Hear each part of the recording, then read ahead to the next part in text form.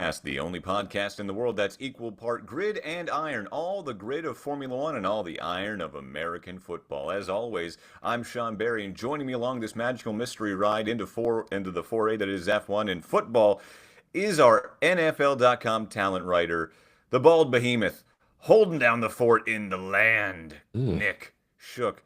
You okay there, bud? Yeah, my arms are looking small. Shut Oh, the that hell up. that one's a little Shut better. the hell up. That, the If you're peak on the right bicep's really hurting right now. if you're new to this podcast, every time I intro Nick and you're watching on Twitch or YouTube, he always flexes because he's a big dude and Nick Bald works, behemoth. right? He is the bald behemoth. He might not have any hair, but what he lacks in hair, he makes up for in muscle tone. All the credit to him, man. But when you flex like that and your bicep is like I literally mean, look at this. Look at this. Dude, It's smaller. No, stop. Visibly smaller. You have got registered bazookas hanging off your shoulders, and you're like, oh, this one looks small today. It Shut does. the hell up. I need to Shut do the arms. hell I up. haven't done arms in probably 6 weeks. You know what? I can tell. I can really tell, Nick. I can really I tell. actually haven't been in the gym in 4 days because I've been locked in my house trying to get all this work done.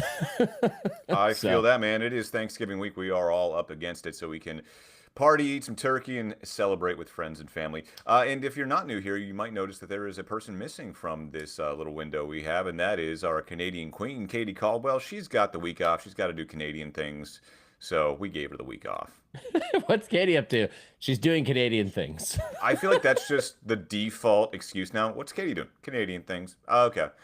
This is the week where they all, turn to the Northeast and sing the Canadian hymn song that only they can hear. It's kind of like a mix between, like Mongolian throat singing. Yeah, exactly. But yeah, I think that's what they're up to, and it beckons the Northern Lights to come farther south, like they have been Oh, I doing. thought they were singing to Santa. Could be. I don't Turn to know. the It's a Northeast. closely guarded secret north of the border. I mean, that's why we struggle to find Santa's workshop. It's Canadians are hiding the it's secret. it's Canadian things, man. So anyway, Katie will be back next week, as will we. But we have a busy week to get to. It is episode 88 of the Gridiron Podcast, the Darius Hayward Bay episode. Blech. Drafted by the then Oakland Raiders for Yeah. one skill, speed. Speed, baby. Speed, baby, speed. That's all. That's the only From number 88 I can think of. from Tampa, Maryland. Florida? Oh, I don't know. I was like, Playing normally the when you Snake say Pit. from, it's like where I am in Tampa. So we got a lot to get to. We are coming off the back of the Las Vegas Grand Prix in F1 and week whatever it was in the NFL. Nick knows it, right? 12. Week 12. Thank you. Actually, I thought I it was actually, week you know, 12. it's funny. I I discovered that I've lost all sense of time, and here's the example. So every week I do a checklist just to keep track of what games I haven't watched, and this says week 12. Don't mind the handwriting. And I turned the page from last week on Friday when I always prepare for the weekend and for the games ahead, and I realized I've been a week ahead for a while because I made last week 12. They start to run together after a while, don't they? Yeah. I'm time is a flat circle. I have no. I mean, the weather here sucks. It is about as gloomy and gross out as it's been since You're the about to spring get some today. snow, I heard, man. Yeah, and I was supposed to get tires on my truck today. They need it, and Costco canceled my order. I discovered. So gonna be slip sliding around if we get some snow. That's if I ever leave the house, which is a whole other topic. It's gonna be slippy out there in It Cleveland, is week Ohio. 12. It's week 12. It's slippy season. It's slippy season. Who Let's slipped up talk. in week 12. Let's talk F1 first because a so-so race out in Las Vegas. It's the glitz and the glamour. It's the only race that F1 actually owns all the rights to, so they do all the marketing. They have the most vested interest in the Las Vegas Grand Prix and its success. It was a pretty decent race, some good on-track action, but it's what happened after the race. While most of the world slept and two drivers and one team wept. Nick, quick recap of the He's Las a Vegas Grand poet. Prix. Thank you. Quick Vegas update or recap, really. Lando Norris, McLaren, your World Drivers' Championship leader, stuck it on pole. Sent it into turn one to try and cut off Max Verstappen, but sent it a little too wide on lap one, turn one. We had a return of first lap Lando, and he dropped back a couple of places. You could even tell after Max had passed him, he was under attack from George Russell, and you could see that they were kind of getting a little close to one another, but cooler heads prevailed, and Lando just backed out of that fight because he knew that third place points were better than no points at all, especially with only 3 races to go and 1 sprint race, and you leading the World Drivers' Championship by a pretty decent margin. Anyway, after that, Lando had a pretty decent drive. That margin, Sean, is not nearly as decent now. Yeah, I'm getting to that. I'm getting to that. So again, started the race on pole. Had a decent drive after that. Lando Norris put his head down, got to work, came home to finish second. Yeah, so he might have given up points to Max Verstappen. However, he gained points on his teammate Oscar Piastri, who came into the weekend second in the World Drivers' Championship. So at the end of the weekend, Lando is still 42 points ahead of Max Verstappen. 2 races we all went to bed. Absolute disaster would have to strike for him to lose that lead, essentially. I know. An absolute, just something would have to happen. DNF twice, Max wins both races. Yeah, something would have to happen. And something did happen, because while most of the country and the rest of the world kind of slept and or was waking up, both McLaren cars were disqualified. Excessive skid plate wear. Basically, their cars were too low to the ground. They were dragging too much. And I guess that's an advantage. That's a no-no. So, both Lando Norris and Oscar Piastri were disqualified, meaning Lando missed out on the 18 points he got for second place. Oscar missed out on the, 11 or 12 points, 10 points he got for his fourth place finish.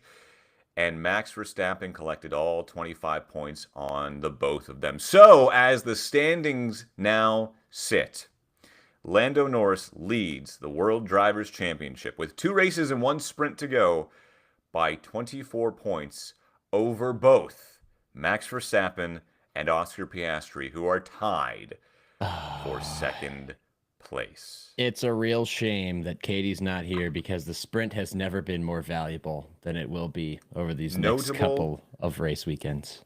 Noted sprint race hater Katie Caldwell now cannot wait for the Qatar sprint. Yes.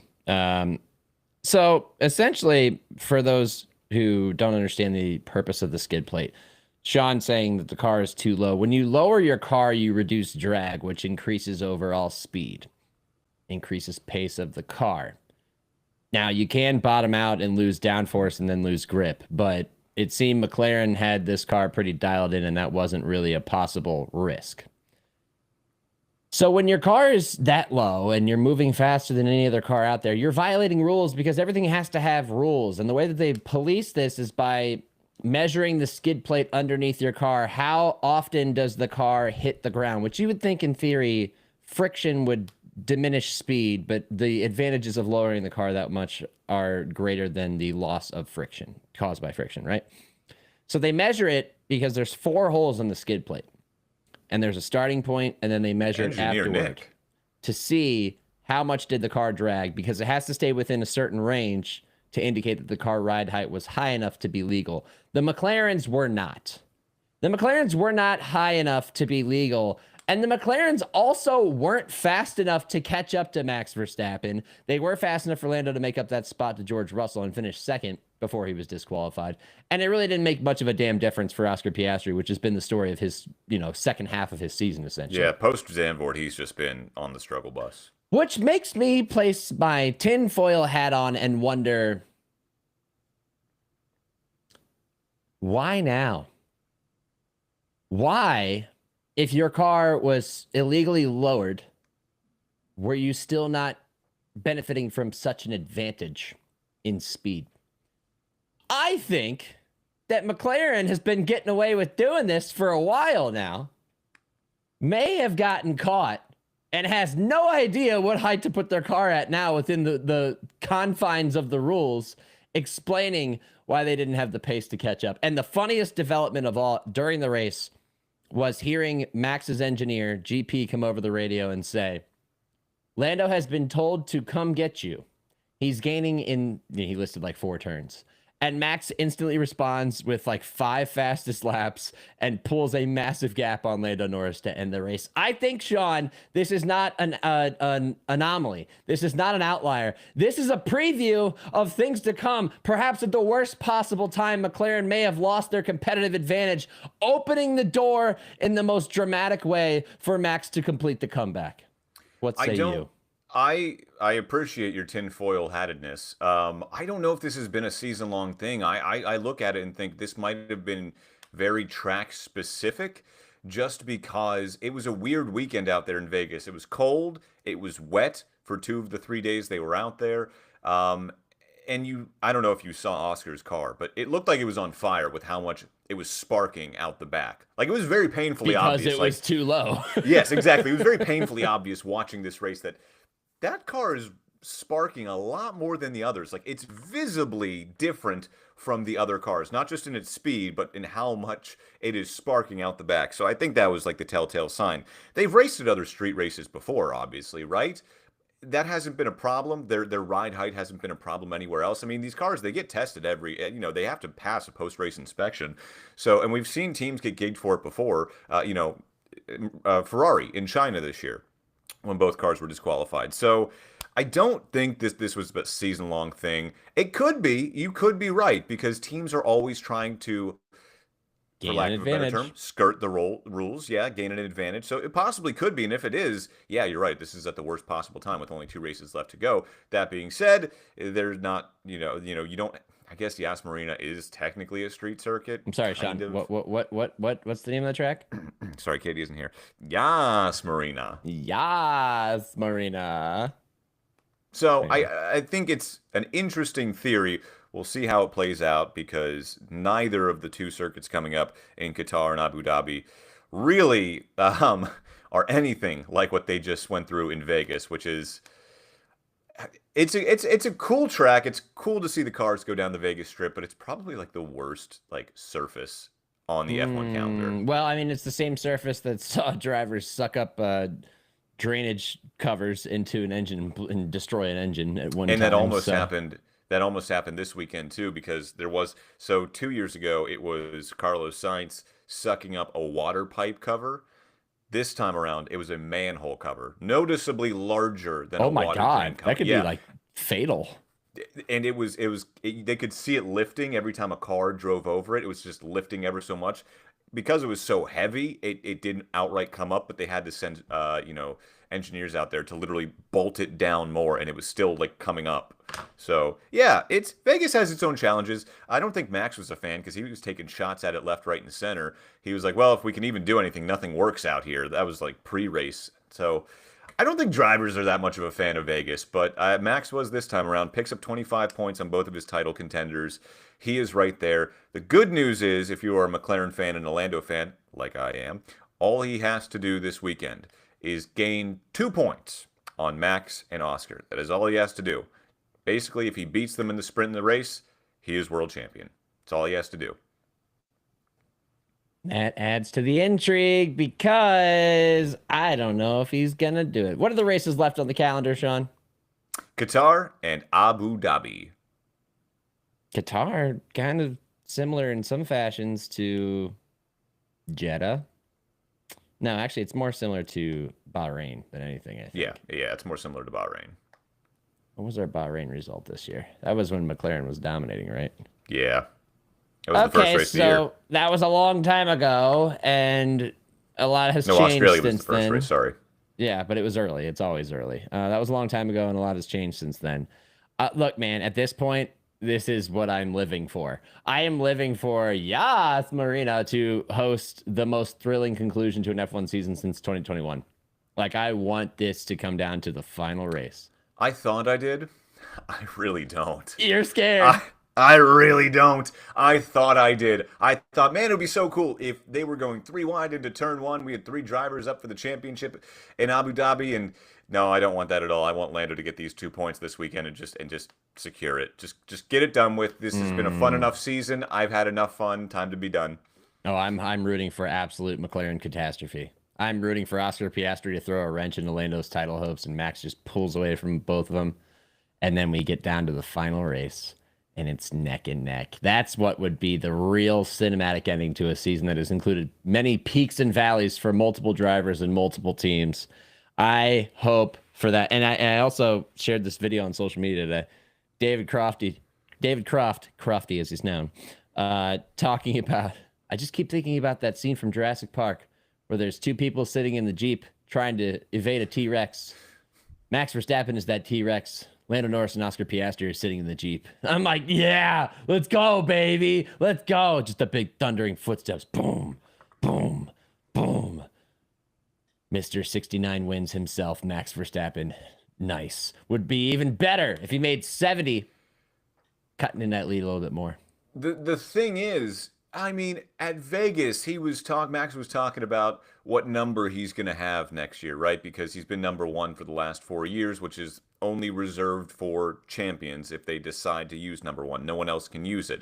And he's thinking, well, I think I'm going to switch to 3 next year because, my favorite number is 3. He couldn't be number 3 when he got into the sport because his teammate Daniel Ricciardo at Red Bull was number 3. So Max was 33.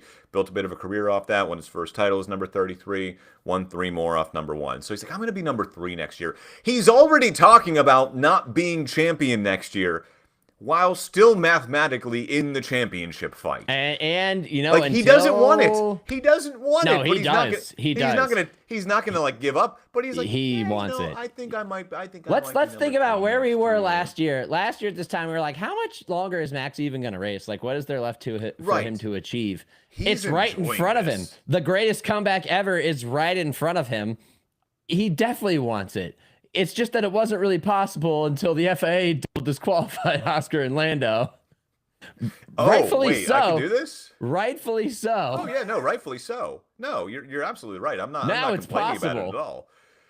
Man, I told you. How many times on this podcast have I said, and I'm not blaming the FIA for this. This was totally McLaren's fault. Dumb mistake. They shouldn't have done it. But the FIA is going to decide the outcome of this championship. No, they're not. That's not deciding it. They're just policing properly. But we're not done with the season yet. We still have 3 races in theory to go, Nick. They still have plenty of time. They already have been sticking their hands in the honeypot a little bit, and they have more time to do it. Well, you know who helps them stick their hands in the honeypot is McLaren's decisions when they try to invert drivers randomly during races or some poor strategy calls. Look, if McLaren fumbles this, it'll be the greatest fumble of all time. Step aside, Ernest Biner. Cross-sport comparison. McLaren will take it over. The butt fumble will have nothing on this fumble. No. And the whole time I'll just be sitting in the background just do do do do. Max Verstappen, do do do do. Max Verstappen. I watched Saturday night's race at the bar. Typical. And as soon as he won, I was like, play it. I put it on the touch tunes. Play the Max Verstappen song. I don't care that nobody else in here understands this. Play it. Do do do do. You were playing the Max Verstappen song at a dive bar in Cleveland. Hell yeah. I wasn't the only F1 fan there. There may have been 2 more. My spot. Security, get this guy out of here. He's cut off. No. You kidding me? You kidding me? All right, let's get into our Qatar Grand Prix race predictions. Yeah, I don't even really want to talk about the rest of this race because, like, frankly, all that matters now is the title race, right? Like, shout out to Mercedes, by the way. George Russell, great drive. Kimi Antonelli, great drive. Good job, both of you. Yeah. You deserve your podium places. Tires last long. Yeah, there was a lot more to talk about in the race, but honestly, this is now a title fight that we got to talk about. Well, technically, it's a DSQ and not a DQ. DQ would be a Dairy Queen. All right, let's see. Qatar predictions. You go first. All right. I'm calling it, man. Lando Norris winning it, takes home the World Drivers' Championship. Oh, wow, what a surprise. It's over. It's over. It's ending in Qatar. All right? He is praying it's over. It is over in Qatar. P1, Lando Norris. P2, Oscar Piastri. P3, Kimi Antonelli. Oh, wow. He's so scared that he leaves Max off the podium. Totally. I love to see a Steelers fan sweat. I love to see a Steelers fan sweat in a different sport. Oh. I was going to say, what does this have to do? This is so satisfying. Because for so long, I've known you for 15 years, and for much of the duration of our friendship, you have been in the catbird seat, the throne of ease, just sitting atop the mountain, looking down at us peasants, laughing at our misfortune. And now you have to come down here with us and eat some of the gruel that we've been forced to consume. Wait a minute. My F1 team won the constructors championship like a month ago. The driver that I root for Nobody is currently gives a shit about the leading constructors. drivers championship. How am I a peasant when I'm rooting for the best team and driver currently? I was really in referring F1? to your dominance of your football team or your Okay, relative well- success of your football team. Somebody who's watched his team win 2 Super Bowls in his lifetime. A privilege that I'll never know. Fourth. I have a good college football team, though, as you can see do. the hat wearing. I've seen them win 3 national championships in my lifetime, which has just been grand. But I'm going to say this again. Nobody gives a shit about the Constructors Championship. So while you take no that one does. victory lap, No. But you're saying I'm a peasant. I'm like, McLaren is the best team. They got the best car. But anyway, I digress. I know what you're saying. but do they have the best car? Do they only have the best car because they were skirting the rules the whole time? That's what we're going to find out over the next 2 weeks. And with that in mind, P3, George Russell. P2, Lando Norris. P1, Max Verstappen. Do. What about the Max sprint race? Verstappen gonna win the sprint. Yeah, yes. Max Verstappen closing in on Lando. Max Verstappen, Sean's really sweating. Max Verstappen, because he knows the title is going to Max Verstappen. Do. Yeah, baby, let's go. That was gold. That was gold. Absolute. No, that was platinum, sir. I'm That all was hopped up platinum. on Mountain Dew. It looks like you're just drinking pre-workout. It's water. All right, we'll see how things shake out in Qatar and if it indeed does go down to the final race in Abu Dhabi. I know what you're rooting for, and everyone knows what I'm rooting for. Let's go, Lando. Lando is amazing. Get it done. Blech. All right, let's switch gears. Talk a little NFL with our resident NFL.com talent writer, Nick Shook. He just got his Week 13 picks in, literally as we got on the podcast here. By the way, I forgot to plug our socials at the beginning of this. If you want to find us on social media, Katie always reminds us to do that, and we always forget when she's not here. You can find us on Instagram at Gridiron Pod. That's on the IG at Gridiron Pod. You can email us at The Gridiron Podcast 3. That's The Gridiron Podcast number 3. Damn those other two at gmail.com. And where can they find us on YouTube, Nick? YouTube.com/@gridironpod. And on the talk, the old clock app, the.gridiron.pod. Podcast? No, I forget. Katie's usually in charge of that. Just search Gridiron Podcast on TikTok. You'll be able to find us. We post fun stuff there. Mostly Nick just singing along to Max Verstappen. It is podcast. The.gridiron.podcast. Ah, yes. Gotta remember the socials. All right, let's switch gears. Talk about Week 12 in the NFL. This is Tuesday, November 25th. So Monday Night Football was last night. Nick was up until 4 a.m. watching games. So he is bright-eyed and bushy-tailed today. Your thoughts on Week 12, Nick? What stood out to you? Working on about 5 hours of sleep. Weird week in general. We started with an upset. The Texans took down the Buffalo Bills in a thrilling Thursday nighter. Really punctuated by the great defense that they have there. The swarm mentality produces a big time victory to keep the Texans in the playoff hunt. But I don't want to start there. I think we probably start at Arrowhead, where the Kansas City Chiefs, season on life support, relatively speaking, given that they have the same record as the Texans, faced a 20-9 deficit in the second half. An offense that found the end zone and then was kicked out of the end zone by penalty in the first half. They find a way to get it done. They erase the 20-9 deficit. They tie it up at 20 to send it to overtime. And after an early defensive stand, Harrison Butker makes a 27-yard field goal to propel the Chiefs to victory to 6-5 to the outside of the playoffs, looking in, but right on the heels of the Bills and the Jags and the Chargers in an AFC playoff picture that continues to get more and more complicated week by week. Yeah, it's very, very tight there for the division leads and wild cards. Can you imagine what the narrative would have been had the Chiefs ended up losing that game and sat there, 11 games into the season at 5-6? They would essentially have had to run the table from then on out. And given the fact that this is their first one possession victory of the season, I believe, wouldn't inspire a lot of confidence in their prospects going forward. But Patrick Mahomes had a bit of an uneven game, threw an early interception on a great play by Laiatu Latu, the edge rusher from UCLA, who once retired from football in college before coming back. He was medically retired.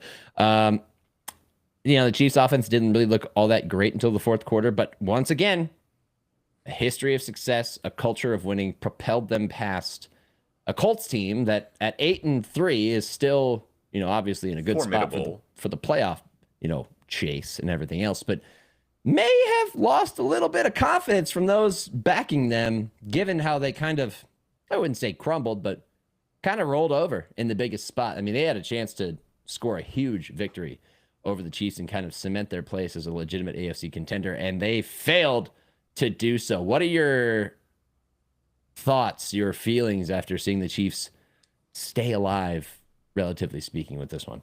What was the comparison I made with the Chiefs last week? Do you remember? Didn't it have something to do with Max Verstappen? Yeah, I compared Max Verstappen to the Kansas City Chiefs because while both we thought were kind of dead and buried, Chiefs sitting there at 5-5 after winning 15 games last year, Max 104 points out of first place after the summer break. I can't put either one of them to bed until someone else is standing on that stage in February lifting the Lombardi Trophy. The Chiefs will never be out of it in my mind as long as they are still on the field. That's my thoughts. Yeah. Because I can't. Are they as good as they were last year? No. Their record would indicate not, but I can't put Patrick Mahomes to bed, Andy Reid to bed, Travis Kelce for, whatever he is and at this point in his career to bed. Like, it's just, I can't do it. Okay? They're too talented to not be there at the end. And they probably won't be there at the end this time around. But who am I to say? Who am I to say? I don't know. Exactly.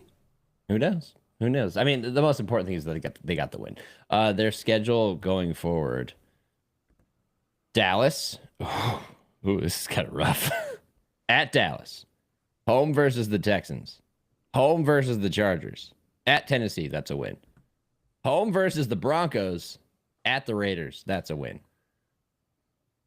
I mean, I see two guaranteed wins and a whole lot of uncertainty going forward. Are the Chiefs in the playoffs, Nick? Will they make the playoffs? Yeah, because this is where I'd like to segue, even though we had some more thrilling games, but I think this should be, I don't know, a semi-consistent segment in our show. I'm coming up with it on the fly right now. I believe in the NFL, and especially in this season, perhaps more than any other, we have a lot of uncertainty, a lack of clarity on who is good and who isn't.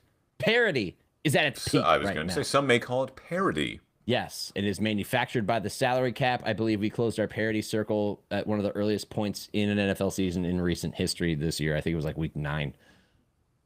So, with that in mind, I would like to start our new segment, Fraud Watch. Who in the NFL might be a little fraudulent, deserves to be on this watch list? Because when you look at the AFC standings, I see 3 to 4 teams in the playoff hunt, 3 of which, if the season ended today, would have playoff spots, who I think are a little bit fraudulent. So let's go around the wheel, Sean. All right. I like it. Let's talk about the AFC standings. 5, 6, and 7. Chargers, Jaguars, Bills. All 3 deserve to be on Fraud Watch. And I'll tell you why. I would even go one step further, and whatever team is sitting there in the 4 spot, whether it be the Ravens or the Steelers, at the end of the day, they are both on Fraud Watch. It's actually the Texans, then it's the Steelers, and then it's the Chiefs, because the Ravens moved back into first place in the AFC. I know, that's what I said, the 4 spot. I said the Ravens. I thought you meant after the 3 that I listed, which would be the guys on the outside of the playoffs. 3 you listed. I just included the Ravens and the Steelers in the 4 spot because they can jostle back and forth. I'm sorry, I digest. You do digest. All right, so Fraud Watch right now on the AFC side, I believe, includes 5 clubs. 5 clubs? 4 clubs. 4 clubs. The Chiefs will make the playoffs because the Chargers are frauds. The 7-4 Chargers are frauds. They were on bye this week, so there's no game to recap. But their offensive line stinks. They lost both their starting tackles. They cannot protect Justin Herbert. That offense cannot produce at the level that it was accustomed to producing at earlier this season. Their defense, while better, is not strong enough like the Texans to dominate a game and keep it within range. And I believe that the Chargers will fall out of the playoffs and the Chiefs will take their spot. But it's not the only fraud team on this watch list, because I also think that the Pittsburgh Steelers are frauds. Well, that's not a hot take. That's No, the it's not. Lucas Warm take ever. Go ahead. Just tell them why. Tell them why they're frauds. The defense is on pace to have its worst season in 37 years. And there were some bad Steelers defense there in the 20 teens, right? When the Killer Bees were running the offense with Le'Veon Bell, Ben Roethlisberger, and Antonio Brown, and they had the best offense in the NFL, that defense couldn't stop a nosebleed. This defense somehow is even worse than that. They are on pace for their worst scoring season in 37 years. The key to the Steelers defense is they have to turn you over 3 to 4 times a game, because if they don't turn you over, they can't stop you. That's how they stop offenses, is turning you over. And if they're not turning you over, you're getting 28, 30 points easy, like what just happened with the Chicago Bears this week. I mean, And in winnable Sunday's game, they turned the Bears over twice, and they still lost that exactly. game. I know, but it wasn't 3 or 4 times. I said 3 or 4 times. Twice Yep. isn't enough, because Which they isn't can't it. come up. They can't come up with enough stops to keep the game close enough for 3 their or 4 offense, which isn't too takeaways. bad. Yeah, 3 or 4 takeaways in a game is an absurd expectation. that is what they have to do, though. Am I wrong?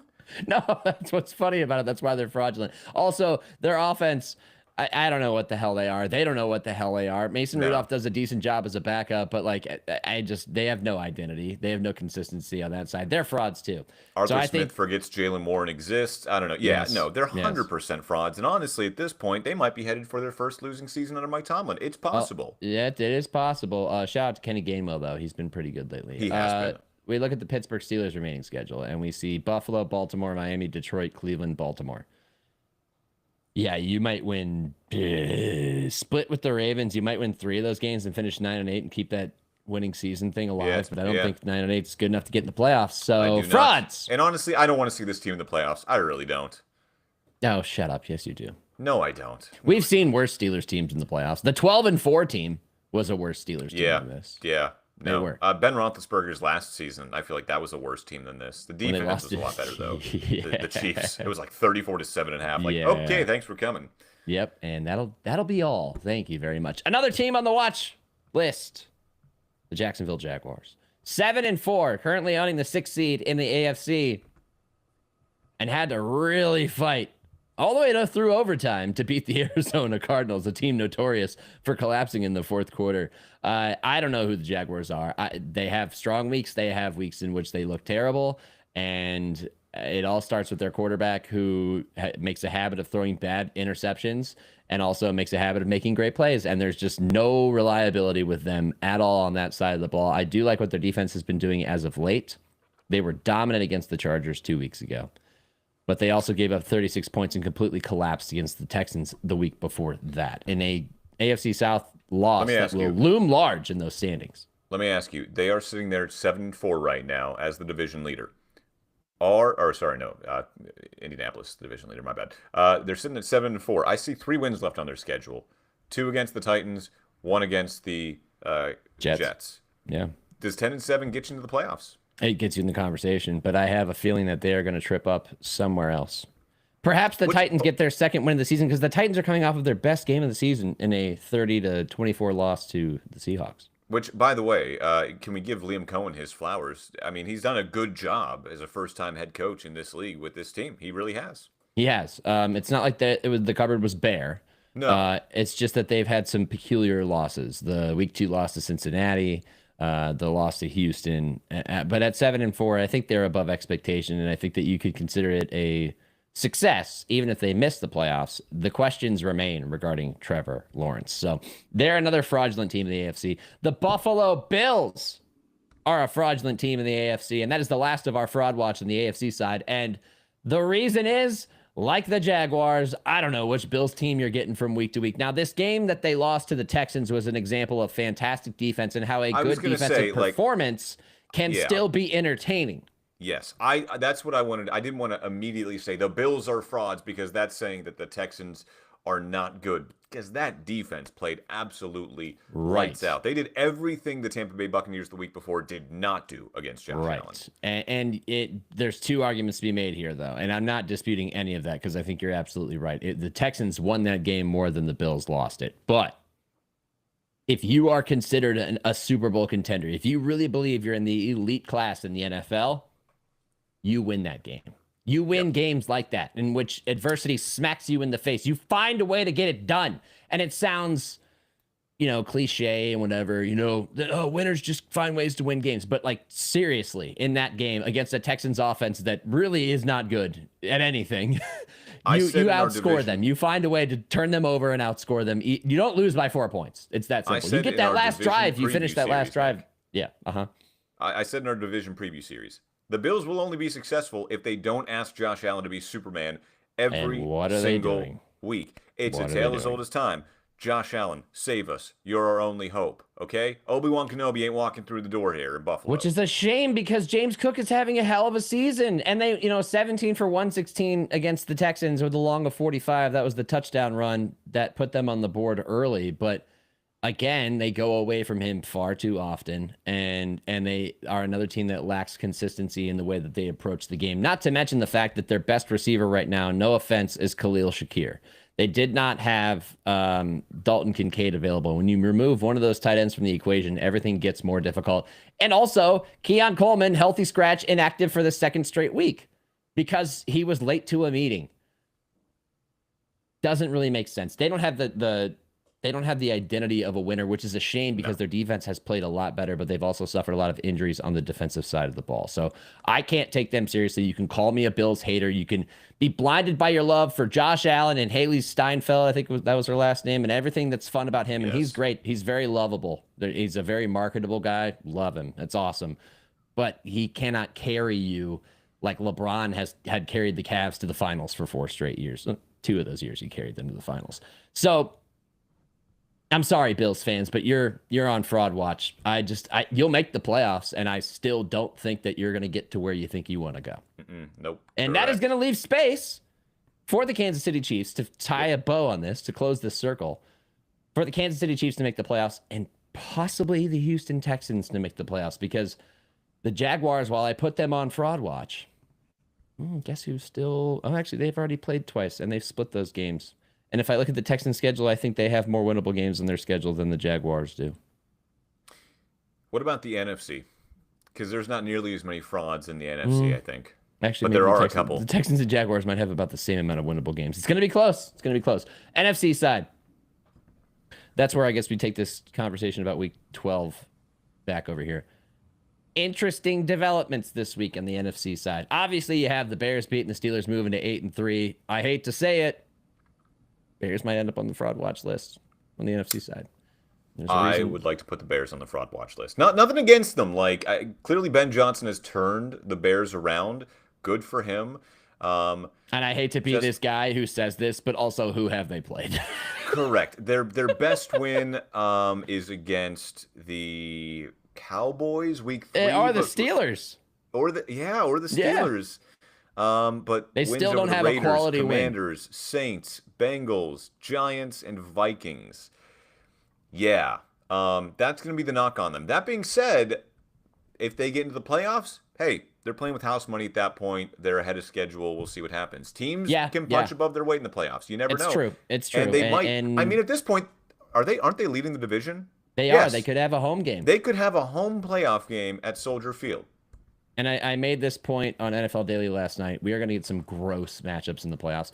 Those who want reseeding to happen in the NFL and remove the advantage given to division winners with home games and everything are going to have a great argument this year, because we're going to get a lot of weird division champions who are beaten at home by superior or just slightly better wild card teams this year. And it's going to be like Kansas City going into New England and beating the Patriots. Now, Bears fans will say, well, why didn't you put the Patriots on fraud watch? They haven't played anybody. They've got a couple quality wins on their schedule. And I'm not entirely discounting that point either, because the Patriots, especially with the way they beat the Bengals on Sunday, they have their own flaws. But at least they've beaten the Buccaneers when they were closer to full strength. They beat the Bills in Buffalo. Okay? those are 2 wins that still stand better than anything the Bears have done this year. Yeah, and then the Bears, they still have the Eagles, followed by the Packers, both on the road. Then they get the Oh, Browns, they're gonna get Packers tested. again, the Niners, They're and gonna the get Lions. tested. So if you're looking at their schedule, there is one surefire win left, and that's the Browns. Maybe. No, and here's the thing. This is what's crazy, and I'm not saying this because I live in Cleveland, grew up a Browns fan. That has nothing to do with it. The Browns stink.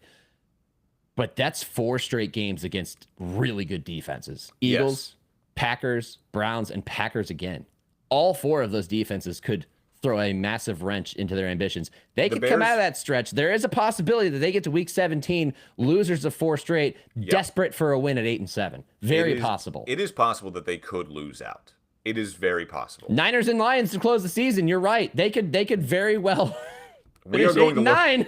We're going to learn a lot about the Chicago Bears here over the next, 5 games, 6 games? Yeah. Sorry, Austin. I'm not being a hater. Yeah. I'm just being honest.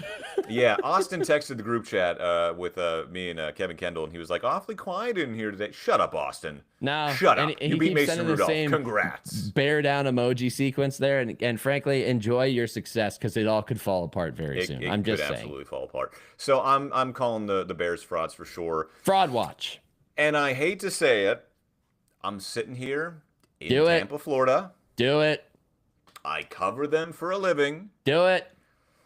The Tampa Bay Buccaneers are firmly on fraud watch. And it's because, and I have to say, it is because they are so banged up. Who can say where the road goes? Your sultry tones on this podcast today, Nick, are magical. Only If this team time. If this team had a healthy Chris Godwin, a healthy Jalen McMillan, a healthy Mike Evans, a healthy half of an offensive line. Exactly. Yeah. Cody Mauk, Kalijah Cansey on the defensive side, Hassan Reddick, your edge rusher that you signed in the offseason. Like, the list goes on and on and on. I feel for this team. Now it's Baker Mayfield who had to leave the game against the Rams on Sunday Night Football, which was, I mean, it didn't even matter if Baker Mayfield was in there. That result was going to pretty much be the same. But again, they have so many injuries, so they're on fraud watch strictly because they're so banged up. This team, healthy as it's supposed to be constructed, they are contenders, absolutely. But they have gone up against teams that are also contenders, the Rams, the Lions, the Eagles, and they have just looked outmatched in every facet of the game. They do have 2 really good wins, though, over the Seahawks and the Niners. The Seahawks on the road as well in a shootout. Niners and Mac Jones, but yeah. Right now, that was probably their best win of the season, actually. But right now, it's just things do not look good in Tampa Bay. And they've got they right now they are still in first in the NFC South, but barely because the Panthers lost on Monday Night Football. So they still have 2 games against the Panthers to go. One against the Falcons, one against the Dolphins, one against the Saints. Things get significantly easier from here on out. So we'll see how Baker Mayfield recovers from an AC joint sprain in his non-throwing shoulder. Bucky Irving is set to come back. And yesterday, Todd Bowles kind of said something that I think flew under the radar because everyone was more concerned about Baker's injury. He said they expect to get Jalen McMillan, Mike Evans, and Kalijah Cansey back before the end of the regular season. He just doesn't know when yet. That's huge news. Kalijah Cansey was expected to be out for the rest of the season. Mike Evans maybe for the playoffs with a broken clavicle, and then with Jalen McMillan, you really just don't know because it was a fractured vertebrae in his neck, and that is just scary. But him saying we're going to get these guys back at some point, we just don't know when. Guys, reinforcements are on the way. The ship is getting patched up. Just hold the line. Hold stay the afloat. line. Don't give up the ship. And you can find yourselves with a home playoff game with Mike Evans, Chris Godwin, Jalen McMillan, Bucky Irving, and pretty much this team as it's supposed to be constructed. So who's to say the Bucs are going to be a sinking ship? But they are on fraud watch. Couldn't have said it better myself. I have nothing further to add. The last team on the NFC fraud watch list.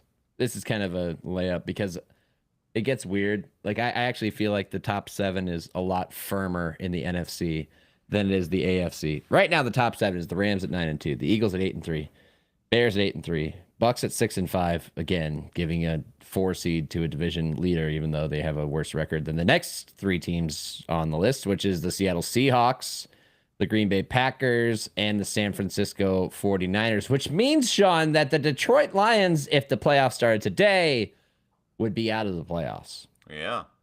Interesting development. The Packers sneaking by them, both by virtue of the early head-to-head advantage and also the fact that they tied the Cowboys. So there can be some movement here, but with this idea of who's in, who's out, in mind, let's go 2 more places down. Okay.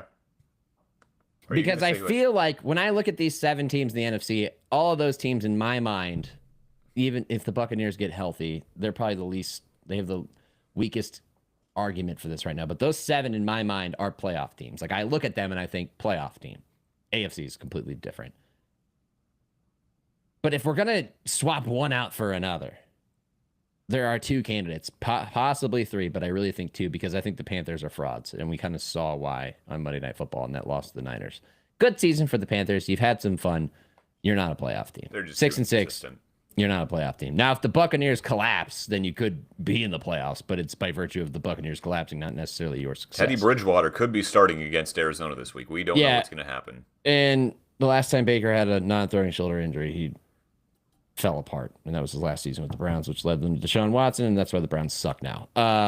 The 2 teams, though, that I think could disrupt this situation are the Detroit Lions, of course. Call me crazy, but they got an explosive offense. The 5-1 Dallas Cowboys are lurking as a dream ruiner. Not saying they're going to get there, but they're not dead yet. No. And that offense, if it operates as it can, yeah, they can win any game. They can win a shootout. We saw them against, beat the Eagles on Sunday night, or not Sunday Night Football, on Sunday, America's Game of the Week, whatever it's called. We saw them hang with the Tom Brady Packers. game. Yeah, it was.